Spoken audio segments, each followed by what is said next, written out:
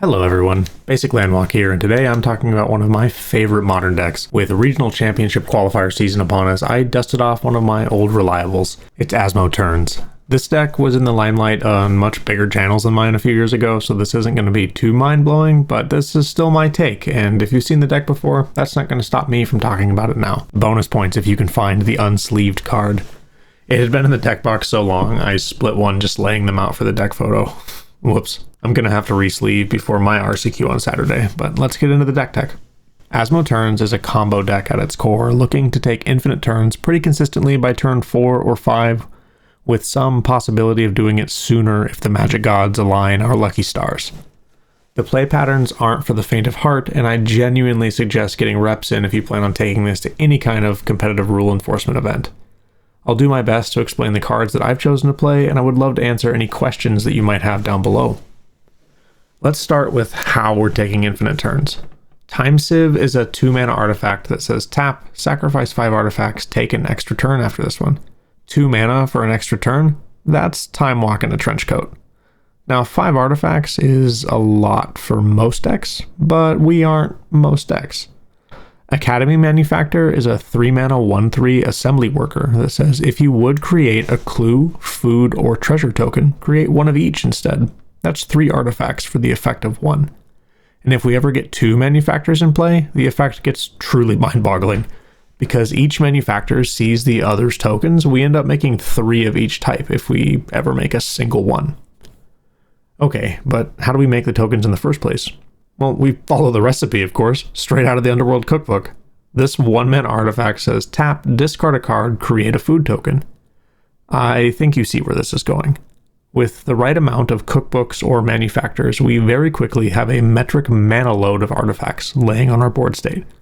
And sacrificing 5 of them to take an extra turn will be the easiest deal of all time. If you're feeling leery about discarding a card to generate tokens, don't worry, Asmo thought about that. Oval Chase Daredevil is a 4-mana 4/2 pilot that says whenever an artifact enters the battlefield under your control, you may return it from your graveyard to your hand. Do you hear the engine turning over now? We discard the Daredevil to the cookbook. It's sitting in the graveyard when that food token enters, causing this trigger to give us the option to return it to our hand, having lost nothing. Sometimes we're going to have to discard real cards though, right? Oh yeah, absolutely. That's why we're playing 3 or sometimes even 4 full copies of Unearth. This 1-mana sorcery lets us return any creature with mana value 3 or less from our graveyard straight to play. This hits every single creature in the deck besides the Daredevil. We also need to discard cards to allow us to cast Asmo the old-fashioned way. Asmo doesn't have a traditional mana value, but instead only becomes castable for hybrid black-red mana after we've discarded a card on our turn. Asmo also has a couple essential abilities for the stabilization portion of our game plan. When Asmo enters, we're allowed to search our deck for a cookbook, allowing the engine to grow rapidly as soon as those cylinders start firing. Asmo also has an activated ability that says sacrifice 2 foods, target creature deals 6 damage to itself. This ability is absolutely incredible at controlling board states, riddled with bodies. 6 damage takes care of most things in the format, and with the amount of food that we're going to have lying around, we can always double or triple activate the ability to outmuscle any tricks the opponent might have. Emery, Lurker in the Lock is another piece of our engine that allows us to continue grinding value by casting artifacts from our graveyard once she's stuck around for a turn. This recursive element dovetails really nicely into our Urza Saga tutor package of Nihil or Aether Spellbomb, as well as Mishra's Baubles to keep us drawing cards. Emery can even make sure that we hit our 5th artifact for a Time Sieve activation by letting us cast a used up Bauble or Spellbomb to feed to the Sieve if we're trying to go off with low or limited resources. The remaining creatures are definitely flex spots. I've seen Urza, I've seen a few other options. I'm choosing to play 3 Ledger Shredders to help with casting Asmo, utilizing the Connive ability, as well as being a flying attacker on those extra turns. In the final 2 spots, I'm playing Singleton copies, 1 Brazen Borrower to give me at least some kind of an option for certain permanents that can be troublesome, and 1 copy of Goblin Engineer. This little goblin does more heavy lifting when it hits play than I think I even understood when I put him in the deck. When it enters, Engineer tutors any artifact that costs 3 or less mana right into the graveyard. And for a red mana and sacrificing any artifact, Engineer can return an artifact that costs 3 or less to the battlefield, serving as another version of Unearth for Manufactor, also being able to tutor it.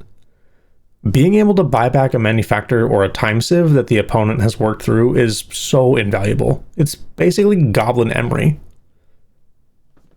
I mentioned Urza's Saga earlier. That's in full force as a 4-of in the mana base.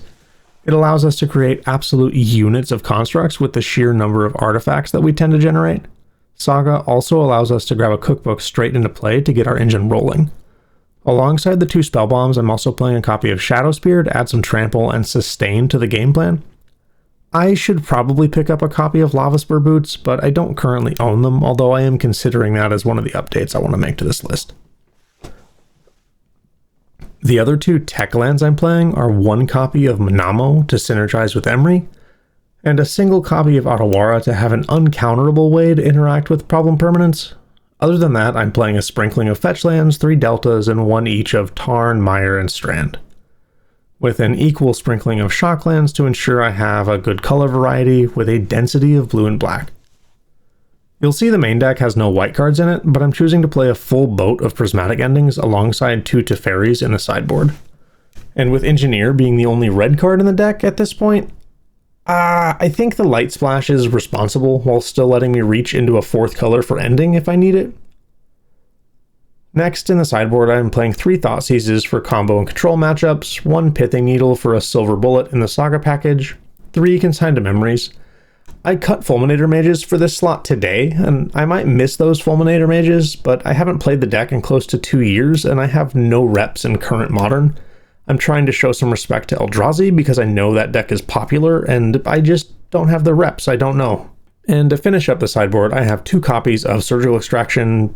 Twitch chat said it's good, I guess. Did you find the unsleeved card? Alright, that's the list that I'm sleeving up for Saturday's RCQ. Wish me luck, and let me know what you would change. I'll try to follow up with a match report, and until then, may your top decks be spicy.